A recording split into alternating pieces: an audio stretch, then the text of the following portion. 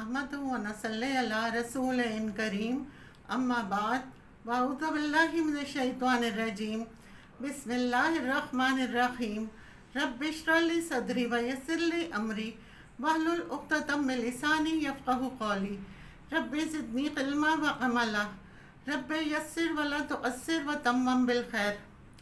عورت کو کئی رشتوں سے ڈیل کرنا ہوتا ہے۔ رشتوں کو تو مردوں کو بھی ڈیل کرنا ہوتا ہے، لیکن اکثریت جو ہے ہوم میکر وہ کون ہوتا ہے؟ عورت ہوتی ہے۔ ہوم میکر وہ رشتوں کو بھی نبھاتی ہے، وہ میکے کو بھی نبھاتی ہے، سسرال کو بھی نبھاتی ہے، شوہر کے ساتھ بھی محبت سے رہتی ہے، اولاد کی تربیت میں بھی حکمت کے ساتھ معاملہ کرتی ہے۔ میں چونکہ خود عورت ہوں تو میں عورتوں سے مخاطب ہوں، بہنوں سے مخاطب ہوں، بیٹیوں سے مخاطب ہوں، کیونکہ ہم نے قرآن کی خوبصورتی کو اپنے اندر جذب کرنا ہے۔ اکثر ہم عورتوں کو رشتوں کے اندر ایک دوسرے پر غالب آنے کی عادت ہوتی ہے۔ یہ ہماری غلطیوں کو تباہی کی حد تک بڑھا دیتی ہے، یہ ہماری نیکیوں کو بھی کھا جاتی ہے۔ اگر آپ ساس ہیں تو فلیم تھروور بننے سے بچ جائیں، بہوؤں کو عزت دیں، ان کی انفرادی پہچان کو قبول کریں، اپنی بہوؤں کو آگے بڑھنے کا موقع دیں۔ آپ ساس ہیں، اس کی مدد کریں اس کے آگے بڑھنے میں۔ یہ آپ کو اسی وقت کرنا آ جائے گا جب آپ قرآن کے ساتھ جڑ جائیں گی۔ اکثر بہویں یہ کہتی ہیں کہ میں ساس کے حق میں کوئی پوسٹ لگاتی ہوں تو ساری ساسیں کامنٹس میں کرنا شروع کر دیتی ہیں اس کے اگینسٹ۔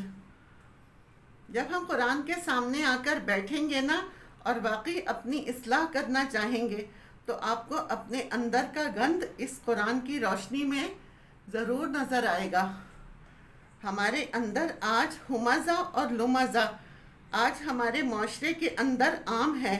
اب ہم آ گئے ہیں قرآن کے سامنے، ہم نے اب اس ہمزہ اور لمزہ کو نکالنا ہے۔ وہ سب عورتیں جن کو بہو ہوتے ہوئے اپنی ساسوں کو اپنانے میں پرابلم ہے، اور وہ سب ساسیں جن کو اپنی بہوؤں کو اپنانے میں پرابلم ہے، اور وہ سب نندیں جن کو اپنی بھابھیوں کو اپنانے میں پرابلم ہے، اور وہ سب بھابھیاں جن کو اپنی نندوں کو اپنانے میں پرابلم ہے، وہ سب خواتین جن کو اپنے میل کزنز کی بیویوں کو اپنانے میں ٹارچر محسوس ہوتا ہے۔ یہ تمام وہ کیٹیگریز ہیں جو خاندانوں کے اندر ہمزہ اور لمزہ کے مظاہرے کرتی پھرتی ہیں۔ یہ میں آپ کو سیف اور ایڈوائس بتا رہی ہوں۔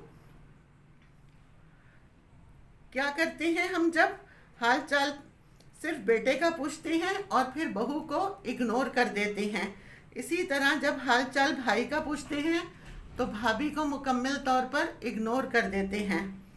فیملی میں کسی کی ڈیتھ ہو گئی تو میل کزنز کو تو بتائیں گے، کیوں یہ آج کل ہو رہا ہے۔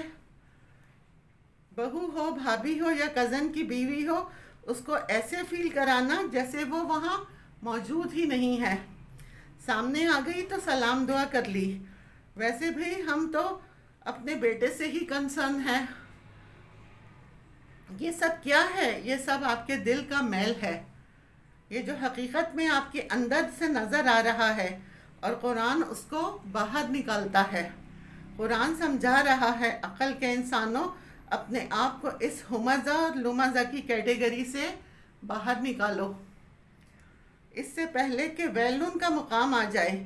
اگر خدا نخواستہ آپ میں سے کسی کے اندر یہ خرابی ہے تو پھر محتاط ہو جائیں، کیونکہ یہ ہمزہ اور لمزہ میں آ جائے گی۔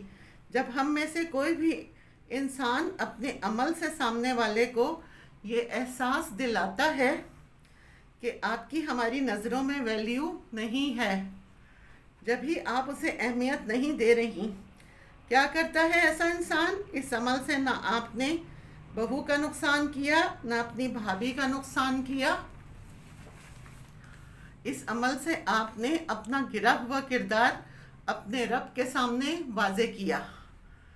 آپ کے فرشتوں نے آپ کا ہمزہ اور لمزہ لکھ لیا، تو ہدایت والا انسان پھر اپنی غلطیوں کی اصلاح شروع کر دیتا ہے۔ وہ علم کو ایسے اپناتا ہے کہ گناہ کے اندھیرے ہٹتے جائیں اور عمل کا نور آتا جائے۔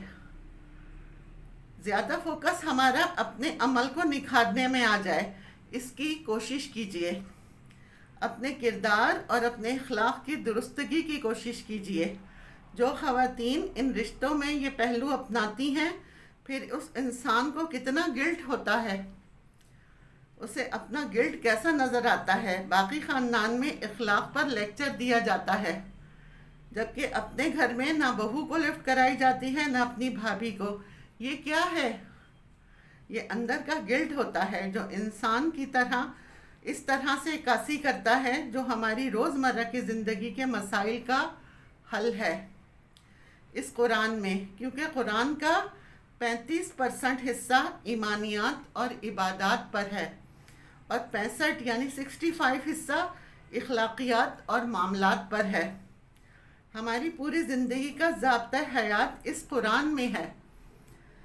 اصلاح کے ساتھ روزمرہ کے معاملات میں ہمزہ اور لمزہ سے خود کو دور کرتے ہوئے، والدین کا احترام بڑھاتے ہوئے، والدین کی غلطیوں کو پوائنٹ آؤٹ نہ کرتے ہوئے، تاکہ ہم ان کے لیے صدقہ جاریہ بن جائیں۔ جہاں آپ بیٹوں کو عزت دیتے ہیں، وہاں بہوؤں کو بھی عزت دیجیے، ان کو گھر کا حصہ سمجھیے، وہ آپ کے گھر کا حصہ ہیں، ان سے مشورہ لیں۔ بہو کو بھی میں یہی کہوں گی کہ ساس کی عزت کریں، ان سے مشورہ لیں، ان کو اپنی شاپنگز لا کر دکھائیں۔ ساس بہو اپنی خوشیوں کو ایک دوسرے سے چھپائیں نہ، بلکہ ایک دوسرے سے شیئر کریں۔ آپ بہو سے اپنے گھر کے مسائل شیئر کریں، تاکہ وہ بھی اپنے آپ کو اس گھر کا ایک فرد سمجھے۔ نندے بھی اپنی بھابھیوں کو عزت دیں۔ وہی نندے اپنے میکے میں عزت کا مقام پاتی ہیں جو اپنی بھابھیوں کو عزت دیتی ہیں، ورنہ نندوں کی اجنبیت گھر کے ماحول کو خراب کرتی ہے، خاص طور پر جب نندیں عمر میں بڑی ہوتی ہیں۔ جب آپ پیار سے اپنی بھابھی کو اپنائیں گی تو وہ بھی جواب میں پھر آپ کو پیار ہی دیں گی۔ اگر آپ واقعی ایک پروقار عورت ہیں تو آپ کی صرف زبان ہی نہیں، آپ کا پورا کردار، آپ کی پوری باڈی لینگویج آپ کی گریس کی نمائندگی کرتی ہے۔ ہم اپنے گھروں میں اپنی اولادوں، اپنی ساسوں اور بہوؤں کو عزت دیں گے، انہیں اپنائیں گے۔